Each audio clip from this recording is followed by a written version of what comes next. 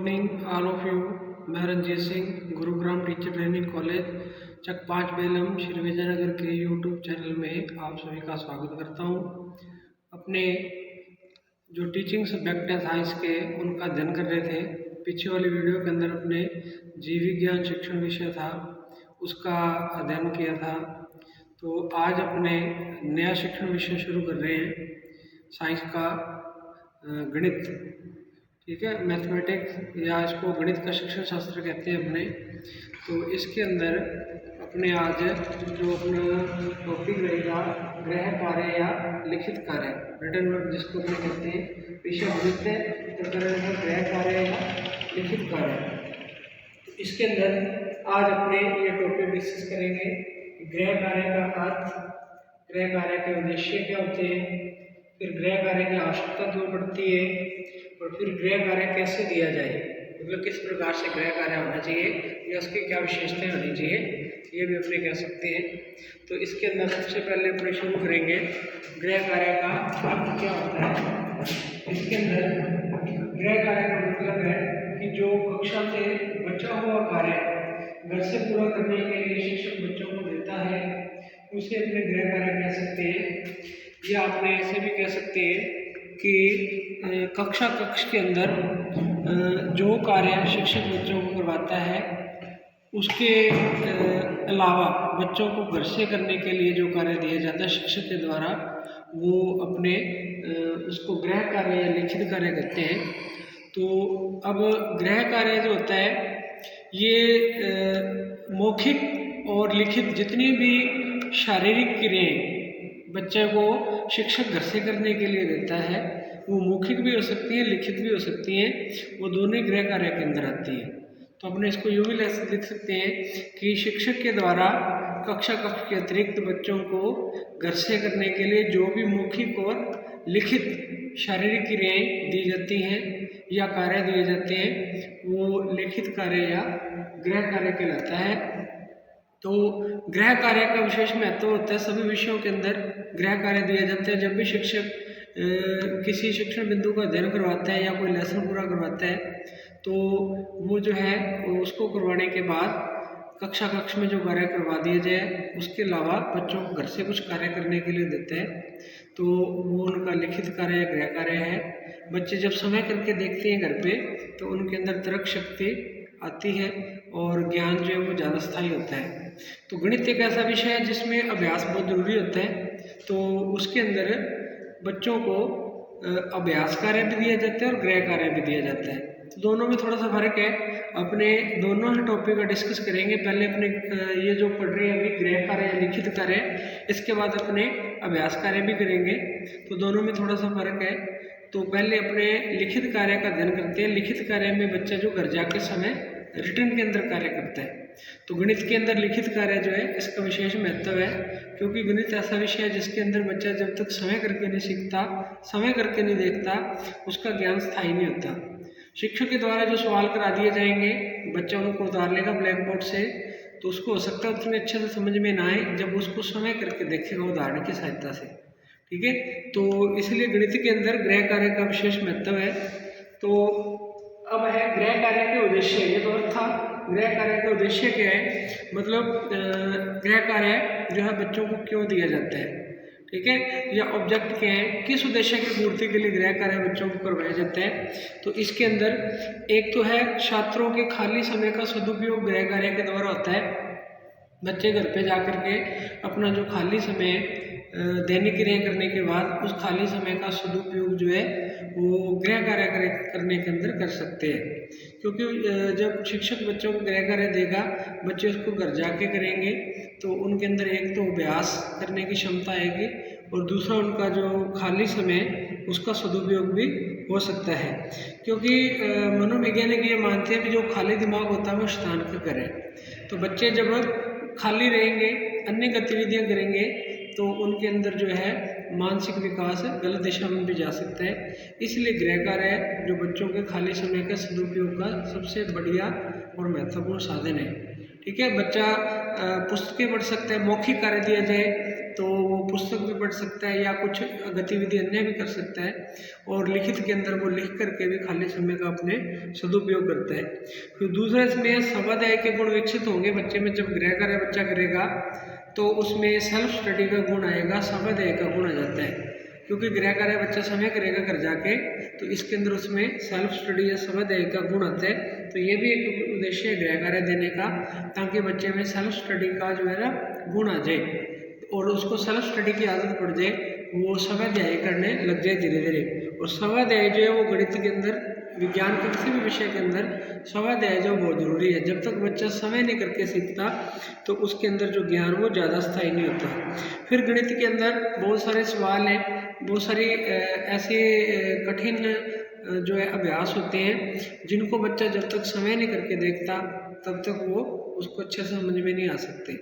तो इन उद्देश्यों को पूर्ति के लिए भी गणित में गृह कार्य दिया जाता है, जहाँ के जो कठिन बिंदु है बच्चा जब उसको घर जाके समय लिखेगा तो उसके अंदर वो जो ज्ञान है ज़्यादा स्थायी हो जाएगा। और नवीन ज्ञान की भी उसमें जो है जानकारी आएगी, क्योंकि बच्चा जब एक ही सवाल को घर जाके दोबारा से करेगा, क्योंकि गणित के अंदर कई सवाल है वो 2-2, 3-3 विधियों से किए जा सकते हैं हल। उनको हल करने के 2-2, 3-3 तरीके हो सकते हैं। बच्चा हो सकता है घर जाके दूसरी विधि से उसको हल करेगा, तो उसमें एक नवीन ज्ञान जो है वो आ जाएगा, और नवीन ज्ञान की वो खोज समय भी मतलब गृह कार्य के द्वारा कर सकता है।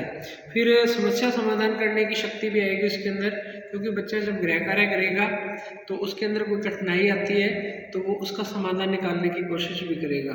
जब समाधान निकालने की कोशिश करेगा तो उसमें समस्या समाधान का गुण भी बच्चे के अंदर आएगा। भी कभी कोई समस्या आती है तो उसका समाधान कैसे निकाला जा सकता है, ये भी उसके अंदर गृह कार्य से आ जाता है।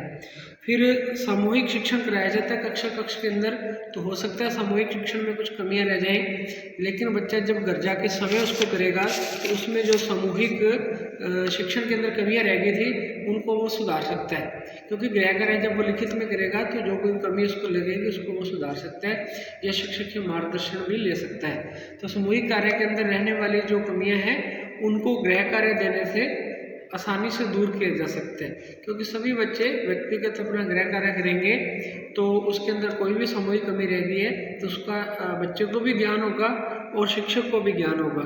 इसका मतलब गृह कार्य से शिक्षक जो है उसकी कमी का भी शिक्षक को पता चल जाता है कि जो उसने कार्य करवाया है या लिखित में कार्य दिया है उसके अंदर क्या कमियाँ रह गई हैं उनको सुधारा जा सकता है।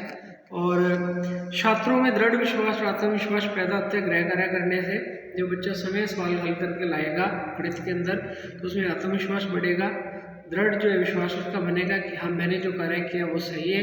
क्योंकि गणित के अंदर जब बच्चा सवाल हल करता है तो उसके अंदर उत्तरमाला दी होती है, उसके अंदर आंसर दिए होते हैं सवालों के, तो बच्चा अपने सवालों के आंसर उससे मिलान करता है।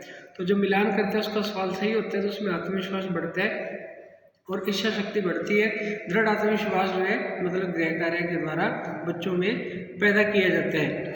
इसके अलावा छात्र अपनी रुचि जो है वो जिस विषय का गृह कार्य करेंगे उनमें उत्पन्न कर सकते हैं।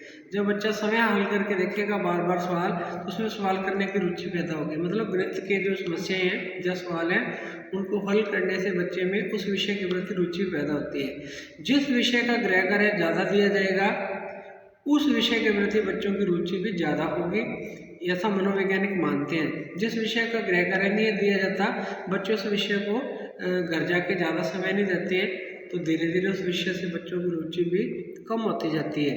तो गृह कार्य से विषय के प्रति बच्चों की जो है रुचि भी पैदा की जा सकती है या विषय से लगाव भी बच्चों का गृह कार्य देने से बढ़ता है। तो ये जो थे अपने कुछ उद्देश्य बड़े हैं गृह कार्य के, मतलब गृह कार्य क्यों दिया जाता है या क्यों दिया जाना चाहिए, तो ये इसके ऑब्जेक्ट हैं। अब अपने इसके अंदर पढ़ेंगे गृह कार्य की आवश्यकता क्यों बढ़ती है। ठीक है, ये तो थे ऑब्जेक्ट इसके देने के। अब है आवश्यकता, तो इनमें कोई ज़्यादा डिफरेंस नहीं है, थोड़ा बहुत अंतर है दोनों के अंदर। तो अब अपने इसके आवश्यकता बढ़ेंगे गृह कार्य की क्यों बढ़ती है शिक्षक को और बच्चों को। अब गृह कार्य की आवश्यकता शिक्षक को भी होती है बच्चों को भी होती है, क्योंकि शिक्षक जब गृह कार्य बच्चों को देता है तो अगले दिन जो गृह कार्य चेक करता है तो उसको अपना जो ज्ञान है बच्चों को उसने जो दिया है उसका मूल्यांकन कर सकता है वो कि मैंने जो अध्ययन करवाया बच्चों को वो अच्छे से हुआ कि नहीं, जो उद्देश्य रखे थे मैंने बच्चों को पढ़ाने के लिए उनकी पूर्ति हो पाई है कि नहीं हो पाई है, इसका मूल्यांकन शिक्षक गृह कार्य को देख कर कर सकते हैं।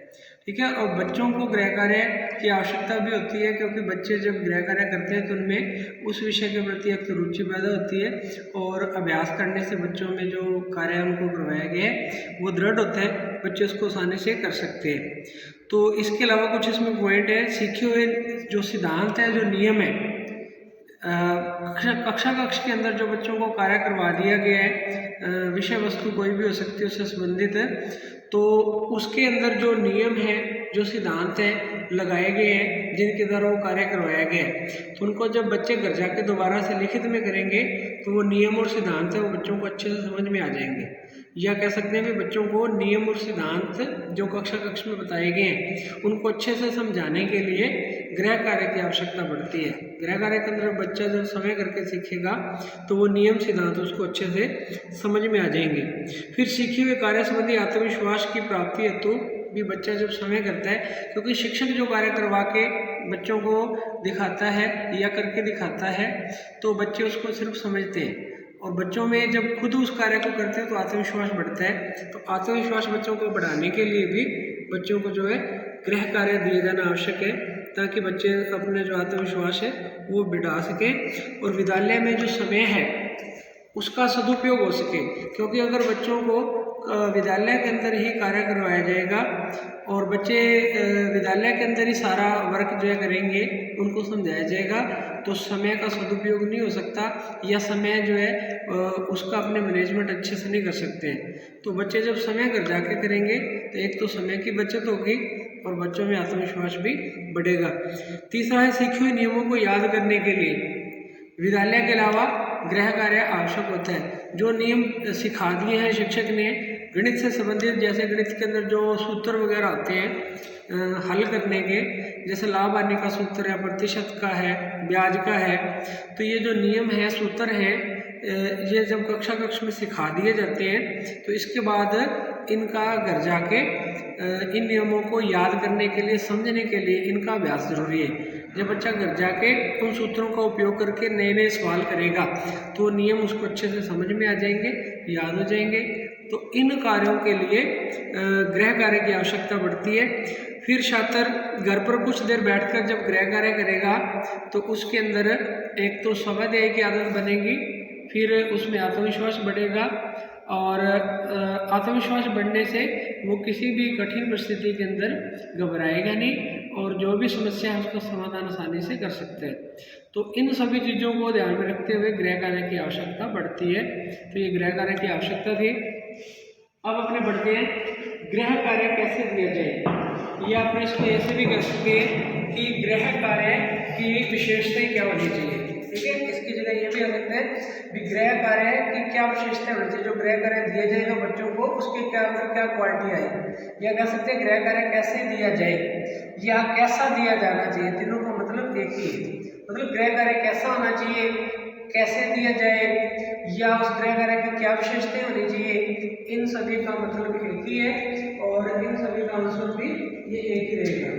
तो अब अपने डिस्कस करते हैं कि बच्चों को जो गृह कार्य दिया जा रहा है या दिया जाता है शिक्षक के द्वारा, उसके अंदर जो है क्या क्वालिटी होनी चाहिए। इसके अंदर अब पहला आपके पास विद्यालय के कार्य की पुनरावृत्ति। विद्यालय के कार्य की पुनरावृत्ति मतलब जो बच्चों को गृह कार्य दिया जाए वो इस प्रकार का होना चाहिए ताकि विद्यालय के अंदर जो कार्य करवाया गया है, विद्यालय के अंदर कक्ष में जो कार्य करवाया गया है उसकी पुनरावृत्ति हो, मतलब उससे संबंधित ही गृह कार्य बच्चों को दिया जाना चाहिए ताकि बच्चे घर जाके उस कार्य की पुनरावृत्ति कर सकें। ऐसा नहीं होना चाहिए कि कक्ष में कोई अलग विषय वस्तु या शिक्षण बिंदु करवाया गया है और गृह कार्य बच्चों को अलग विषय वस्तु या शिक्षण बिंदु से संबंधित दे दिया गया है। तो ऐसा करने से समस्या पैदा हो सकती है, बच्चों को जो है समझने में दिक्कत आ सकती है। तो जो कक्ष में कार्य करवाया गया है गृह कार्य उसी से संबंधित होना चाहिए, उसी की पुनरावृत्ति करने वाला होना चाहिए। तो ये इसकी एक विशेषता कह सकते हैं भी, या गृह कार्य मतलब ऐसा होना चाहिए भी जो उसका कक्ष के कार्य की पुनरावृत्ति करता हो। दूसरा गृह व्यक्तिगत कठिनाइयों पर विचार। व्यक्तिगत कठिनाइयों का मतलब अपने पढ़ चुके हैं पहले भी, व्यक्तिगत विभिन्नता पाई जाती है कक्षा कक्ष में। एक ही कक्षा कक्ष में अलग अलग शारीरिक और मानसिक स्तर के बच्चे पाए जाते हैं। ठीक है, बुद्धि के हिसाब से भी बच्चे अलग अलग होते हैं कि कक्षा में बुद्धि भी सबकी अलग अलग है और शारीरिक विशेषता भी सबकी अलग अलग है। तो शारीरिक और मानसिक जो विभिन्नता है व्यक्तिगत, उसको ध्यान में रख करके, कठिनाई को ध्यान में रख करके गृह कार्य दिया जाना चाहिए। मतलब गृह कार्य ऐसा हो जो व्यक्तिगत विभिन्नता पर आधारित हो। कुछ कार्य ऐसा हो सकते हैं कि जो कम बुद्धि लब्धि वाले बच्चे हैं, जिनकी बुद्धि कम है, उनको दिया जा सकता है। कुछ गृह कार्य ऐसा भी हो सकता है जो विशेष बुद्धि लब्धि वाले या उच्च बुद्धि लब्धि वाले बच्चे हैं, उनको दिया जा सकता है। कुछ औसत कार्य हो सकता है जो कक्षा के सभी बच्चे कर सकते हैं, उन सभी बच्चों को दिया जा सकता है। ठीक है, मतलब गृह कार्य के अंदर ऐसी व्यवस्था होनी चाहिए कि सभी प्रकार के बच्चे उसको आसानी से कर सकें। व्यक्तिगत विभिन्नता पर, जो व्यक्तिगत कठिनाई पर विचार करके गृह कार्य दिया जाना चाहिए और प्रश्न ऐसे दिए जाने चाहिए जो सभी बच्चे उसको आसानी से हल कर सकते हो और कक्षा कक्ष में जो कराया जाए उसी से संबंधित हो। इसके बाद अपने पास आता है छात्रों की रुचि और योग्यता अनुसार। फिर गृह कार्य जो दिया जाए कक्षा कक्ष के अंदर, वो व्यक्तिगत विभिन्नताओं पर आधारित होना ही चाहिए, छात्रों की रुचि के अनुसार भी होना चाहिए तथा कार्य की मात्रा भी अलग अलग होनी चाहिए। छात्रों की रुचि जो है उसके अनुसार भी गृह कार्य हो सकते हैं कि और व्यक्तिगत विभिन्नता को भी ध्यान में रखा जाए, मतलब शारीरिक और मानसिक जो विशेषता है उसको भी, और छात्रों की रुचियों को भी ध्यान में रखा जाना चाहिए इसके अंदर। उसी के अनुसार गृह कार्य दिया जाना चाहिए। अगर अपनी इस चीज़ों को ध्यान में नहीं रखेंगे तो बच्चों के प्रति, गृह कार्य के प्रति जो है अरुचि पैदा हो सकती है, जिससे बच्चे उसको अच्छे से नहीं कर पाएंगे। पिछड़े छात्रों और प्रतिभाशाली छात्रों के लिए गृह कार्य कुछ अलग अलग भी हो सकता है। मैंने पीछे भी आपको बता दिया कि प्रतिभाशाली बच्चों के लिए गृह कार्य कठिन स्तर का भी हो सकता है और सामान्य बालकों के लिए सामान्य, और निम्न बुद्धि लब्धि वाले बालकों के लिए निम्न स्तर का गृह कार्य भी, मतलब जिसका कठिनाई स्तर निम्न हो, ऐसा गृह कार्य हो सकता है। तो छात्रों की मतलब रुचि और योग्यता का ध्यान में रखना चाहिए। योग्यता का मतलब उनकी मानसिक योग्यता और शारीरिक योग्यता। ठीक है, इसके बाद आ जाता है छात्रों की आयु के अनुसार। फिर छात्रों की जो आयु है उसके अनुसार गृह कार्य होने चाहिए ताकि बच्चे उसको आसानी से कर सकें। मतलब आयु के अंदर उनकी शारीरिक आयु भी आ जाती है, उनकी मानसिक आयु भी आ जाती है। ठीक है, शारीरिक और मानसिक दोनों प्रकार की आयु। शारीरिक आयु मतलब जितने वर्ष का बच्चा है, और मानसिक आयु जिस स्तर की कक्षा में वो पढ़ रहे हैं, जितना उसका मानसिक विकास हो गया है। इन दोनों चीज़ों को ध्यान में रखते हुए बच्चों को गृह कार्य दिया जाना चाहिए ताकि बच्चा उसको आसानी से कर सके। क्योंकि जो शिक्षण बिंदु होते हैं, कुछ ऐसे शिक्षण बिंदु हैं जो लगभग सभी क्लासों में मिलते हैं, जैसे लाभ हानि है, प्रतिशत है गणित के अंदर। ये ऐसे टॉपिक हैं जो छठी क्लास में मिल जाते हैं, 7वीं में मिल जाते हैं, 8वीं में भी होते हैं, 9वीं में भी होते हैं, 10वीं में भी हो सकते हैं। तो अब अपने को जब गृह कार्य इनसे संबंधित देने, छठी क्लास के बच्चों का गृह कार्य उनकी मानसिक आयु के अनुसार होना चाहिए, 8वीं क्लास के बच्चों का उनसे मानसिक आयु के अनुसार होना चाहिए। तो इसका विशेष रूप से ध्यान में रखना है छात्रों की आयु का, जब उनको गृह कार्य दिया जाना चाहिए ताकि बच्चे उसको आसानी से कर सके। इसके बाद आता है कार्य की प्रकृति। जो बच्चों को होमवर्क दिया जा रहा है, गृह कार्य दिया जा रहा है घर से करने के लिए, उसकी प्रकृति का विशेष रूप से ध्यान में रखना है। प्रकृति मतलब उनको जो कक्षा कक्ष में कार्य करवाया जाता है वो उससे संबंधित होना चाहिए। दूसरा, उसके अंदर कठिनाई स्तर बच्चों के मानसिक स्तर के अनुरूप होना चाहिए ताकि बच्चे उसको आसानी से कर सकें। अगर ऐसा नहीं होगा तो बच्चों को वो कार्य करने के अंदर दिक्कत आ सकती है। फिर इसके अलावा बच्चों को जो लिखित कार्य दिया जा रहा है उसमें कुछ चीज़ें मौखिक भी हो सकती हैं, कुछ लिखित भी हो सकती है, ताकि बच्चा अपने अनुसार उसको पूर्ण समय पे कर सके।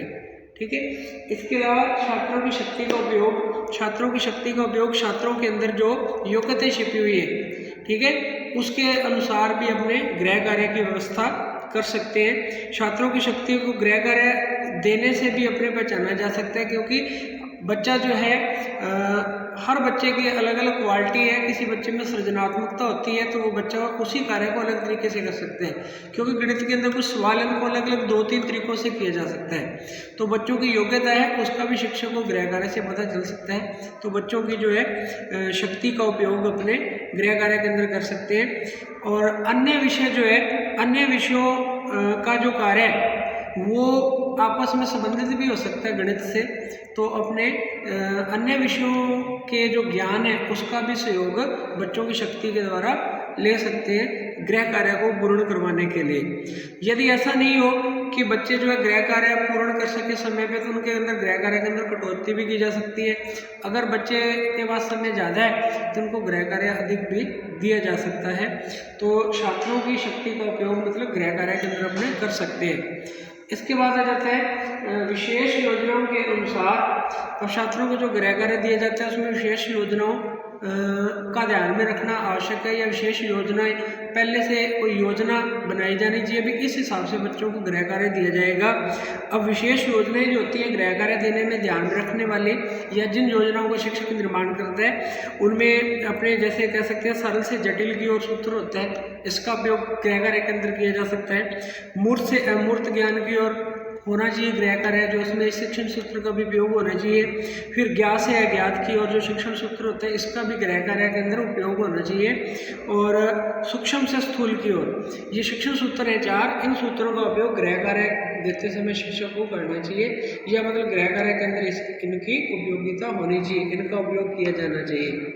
तो ये गृह कार्य जो है उसकी विशेषताएं कह सकते हैं, गृह कार्य कैसा होना चाहिए इसके बारे में था।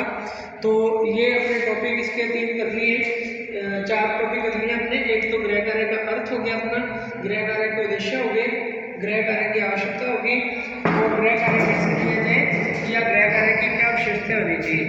ठीक है, ये 4 टॉपिक हमने कर लिए। इसके बाद इसमें गृह कार्य लिखित कार्य के अंदर 2 टॉपिक अपने बच गए। एक तो गृह कार्य का महत्व क्या होता है, और दूसरा गृह कार्य से हानियां भी होती है, मतलब गृह कार्य के लाभ क्या है और हानियां क्या है, इनका डिस्कस अपने कल वाले वीडियो के अंदर करेंगे। आज के लिए इतना ही, थैंक यू।